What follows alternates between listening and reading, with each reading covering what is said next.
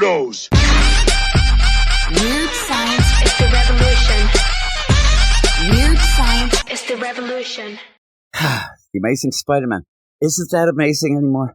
That'd be funny if they actually end up, we have a class action lawsuit. Different superlatives. Right? You have to, it can't be called amazing while Zeb Wells is on anymore. They have to pay us a nickel each every time we read it that says amazing, because it's quite not amazing is what it is. But it is the Amazing Spider-Man number 55. The most important thing here, legacy numbering 949. Now, I'll tell you the credits, and then we'll talk a little bit about this lay of the land here. Zeb Wells writing. Guest art by Emilio Leso, guest color art by Brian Valenza, and letters by VC's Joe Caramagna. Now, I would say that this issue is 100%. Zeb Wells wasn't going to be writing the book at this point. We had that issue, last issue of The End. That was not for the arc. They even had it in the letters page. So the idea, and I think maybe he was like going to be off this, but but the idea here is they said, can you please stay on for like 5 more issues? And then I think they were like, oh, God, somebody get a hold of McGinnis or whoever he has, John Romita Jr., whatever the art that they then had to oh, God, we weren't ready for this. It seems like that. And this issue itself is bullcrap because of it. It does nothing. This is a placeholder to, I guess, get everybody back up to speed. Because, again, it's a twice-a-month deal and all that, because there is nothing going on in this issue. If you skip this issue, I applaud you, because you're better off than me and Matt. It's that bad. Yeah, if you're collecting it, just buy it, stick it in the bag, and you're good. I think. Do yourself a favor. And then with that, slap yourself for collecting it. Then go and tell a friend not to, because friends don't let friends read Zeb Wells, I think should be the phrase. But it is... Well, I said, it's something. We had a big anniversary 5 issues ago at 50, right? And then there's another one coming up for 950. That's the best. Like, you get in this ping pong of, wait, what's next? Oh, well, we also have 975, but we have 75, but then we have 100, but then 950 is not an anniversary, dude. Let's talk to me at 1,000. Yeah, and so you're going to have this big 950 thing. Why?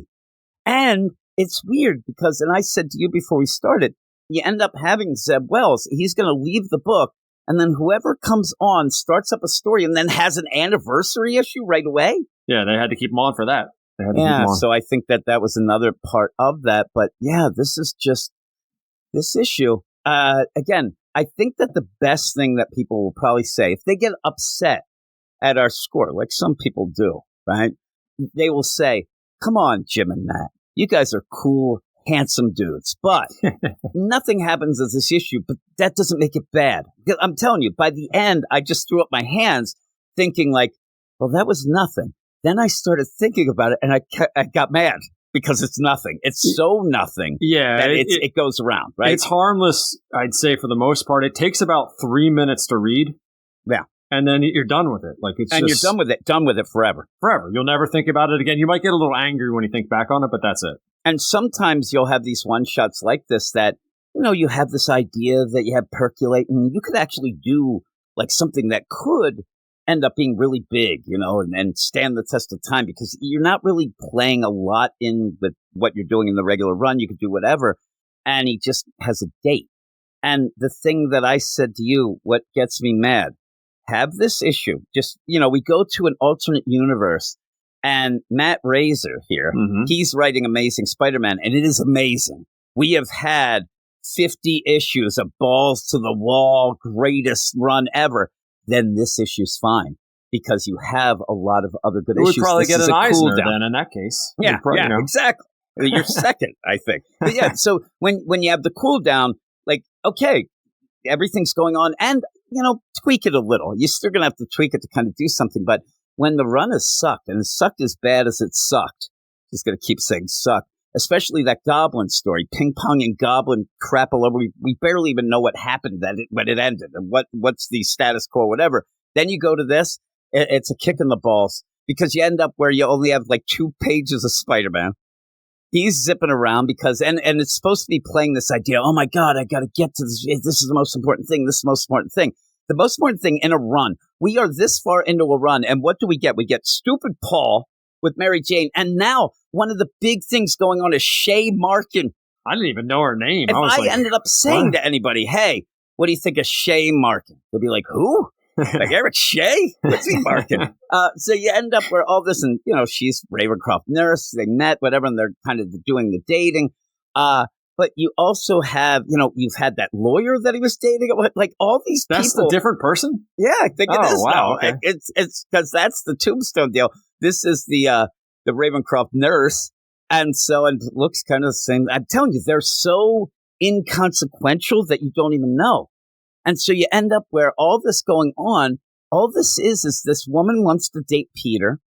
I mean, she seems nice.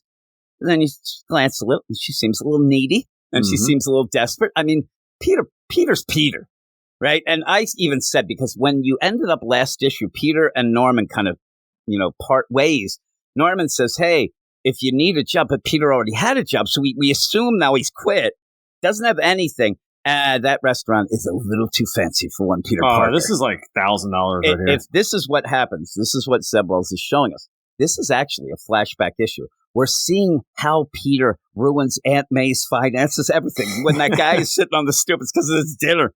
Because they're there, and he has a black eye. Doesn't play out well in the art. You doesn't look that bad. But not, yeah. And if anything, if you look at one of the panels, looks like he broke his nose.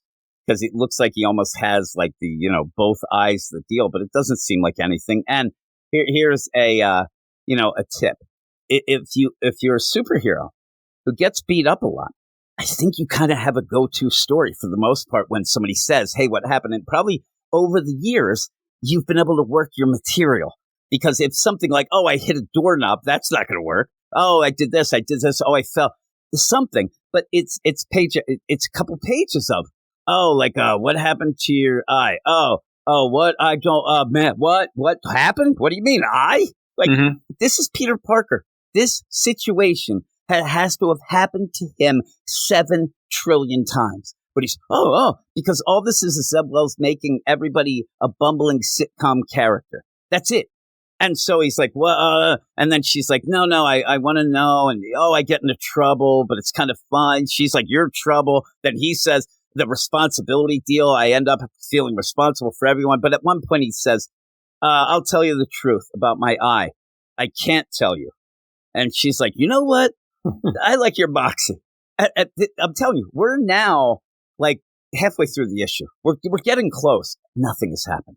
This is a cool down issue in something that was never hot.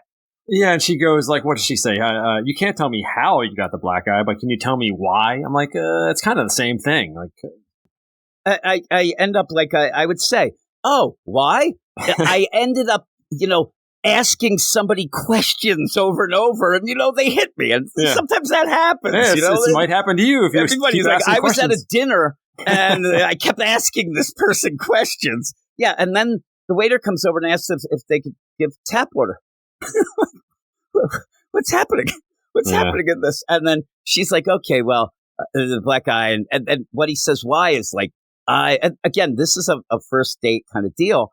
So when Peter ends up saying, like, well, it's because I'm a great guy, and it sounds like he's just doing a dating app thing. Like he's writing down, I like to feel responsible for everybody. And it's such a far away connection to the responsibility deal, and only in a sitcom way again. And also, if you want to go by, the body language, she has crossed her arms like 7 times. Just leave, Peter. It's over. It's not happening, dude. It's not going to happen. But yeah, and he's like, I really want to be here. And she gets mad because she starts out. Now, again, there's Peter Parker. He's a nice guy. I'm sure that old Shay here is nice as well. But Shay starts talking about this idea of when I go to do something important, like a date like this, I get up early, I do a double shift, I do the. Here's the thing, Peter's always late.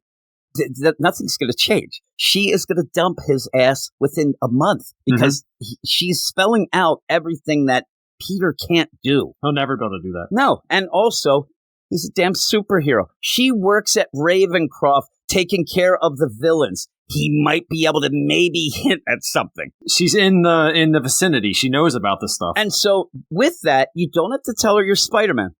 You could just say, I'm kind of in the community. I give her the wig, and then she's like, what do you mean? Like, she's probably like, dumb it down for me or something. But in the meantime,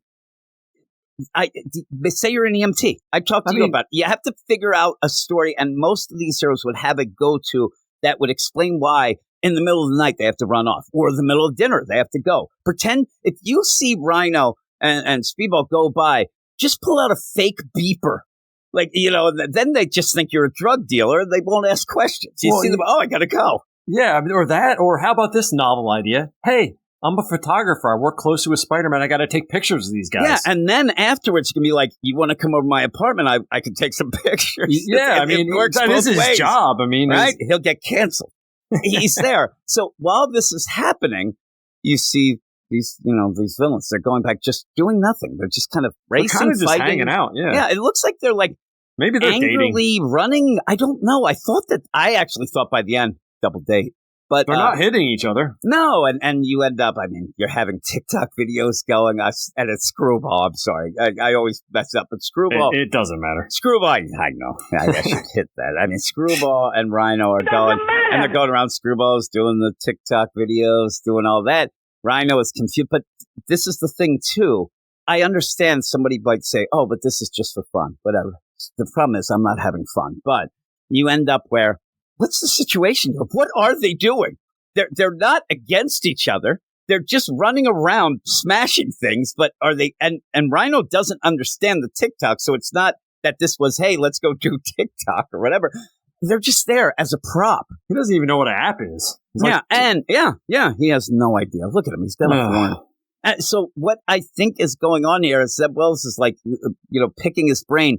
What two characters could I have that will not kill Peter Parker? Because Rhino's actually a good dude. He's kind of good and bad, for the most part. Recently he's been trying to reform a little. Screwball's doing nothing. So if this was like Goblin and Craven, Peter's dead. Mm-hmm. Because what Peter does is he's like, oh my God, I got to stop this. And he says to Shay, oh my God, I got to go. And she's like, yeah, I don't think this is going to work. And, he's upset. Luckily, she sticks around. I don't know why. Yeah, that was odd. I thought she'd be out of there. I'd be out. I guess she was really hungry. I'd be out throwing a brick through Peter's car. That's what I'd be doing. I wouldn't be a great date. But you end up where Peter runs out. He's going to turn into Spider-Man, looks, and then thinks no. But in the meantime, he could have still went as Spider-Man and probably told those two, hey, listen, no nonsense tonight. I'm giving you a pass. I won't do anything. But instead, he risks his life to go and say, hey, and some of this is okay, but in the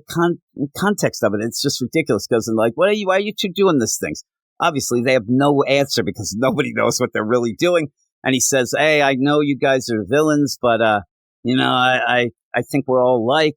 I'm having a date. You probably know what it's like to have a first date. Things aren't going well, and you guys are messing it up and all this. Well, here's the thing. They aren't messing it up, Peter. You decided that you had to go out where it didn't look like they were really doing that much. Maybe they were wrecking some cars. I hope the insurance covers it. But the idea of all this is he's pulling the heartstrings of, my date's going to be ruined because of you guys. No, your date's ruined because of you. I understand you should, but you can't do more as Peter Parker. If it was Spider-Man, he could say everything and say, guys, I feel responsible for this and for you and all that. I don't know why we did it this way, but you end up where Screwball and Rhino decide, I get it. I've been on the dating apps. App? What's that? Rhino wants to know. Next thing, Rhino's making his, app profile. Nobody's swiping anywhere with Rhino. Like, nobody. But he then runs back, and it seems that Shay, after getting dumped, just decided, well, I might as well eat. Yeah. And I'm like, I guess you could. I'd just leave. And he comes back, and even that, I don't know. It's just, this is a weird issue.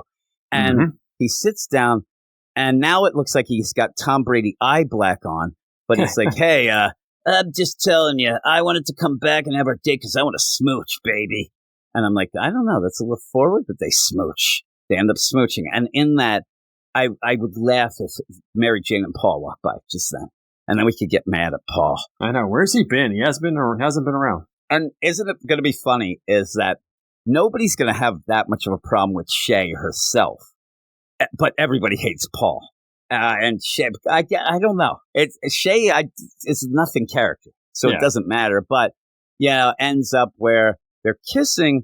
And then the waiter, who's the weirdest waiter, giving tap water, and then says, should I bring another menu? I'd say, no, we already have it. We're good. Yeah. She has one right in front of her. She has it there, and we actually never ordered And he dinner. has one too. Yeah, no, I don't need, I guess he means, this is the thing. If they would have eaten a full dinner, and then they left, now we're staying for dessert, but they never really got to the eating. So it's everything feels weird. This right? stuff, I go back and forth on this sometimes. I'm like, you know what?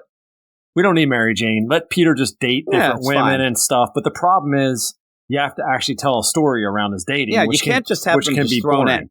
This was the woman that we just saw because, she was there at Ravencroft when they went there. Mary Jane's and all that. Where we're like, okay, this sucks. But you never developed it. No, you didn't. And it's difficult to do that because those relationships have been around forever, whether Mary Jane or Black Cat or whoever. But they're never going to let Mary Jane get back together with Peter, even though that's the perfect relationship because she knows Peter's Spider-Man. Yeah, and then you don't have to bother with that. Then you don't have to bother with all this stuff. Yep. It's like you need a woman that he can tell his secrets to.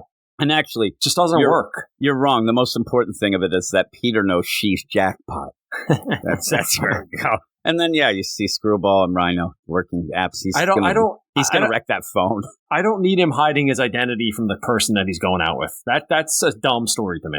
Yeah, that's Golden Age stuff. Yeah. Even maybe a little Silver Age. But what this is Zeb Wells trying to write a sitcom when you are supposed to be giving us, an important thing, a drama even.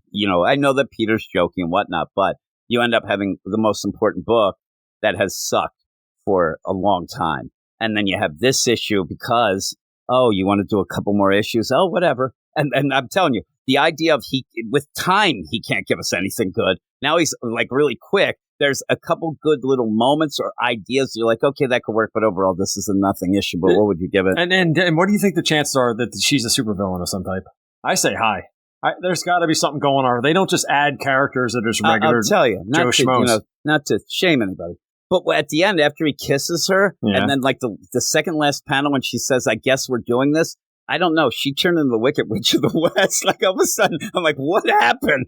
She really changed her look. Yeah. And Peter even, I actually think that Peter might now be Japanese. I have no idea. This whole thing was very odd. And it looks like his hair turned a different color. What is going on here? I'd give this, for me personally, I'd give this a 4.5. Yeah, it's funny. I'm going to stick it to that guy. I'm 4.5. I'm a 4.5. Everything was inconsistent. Nothing really played out and nothing was set up well in it, right? You are all weirdos. Weird science is the revolution. Weird science is the revolution.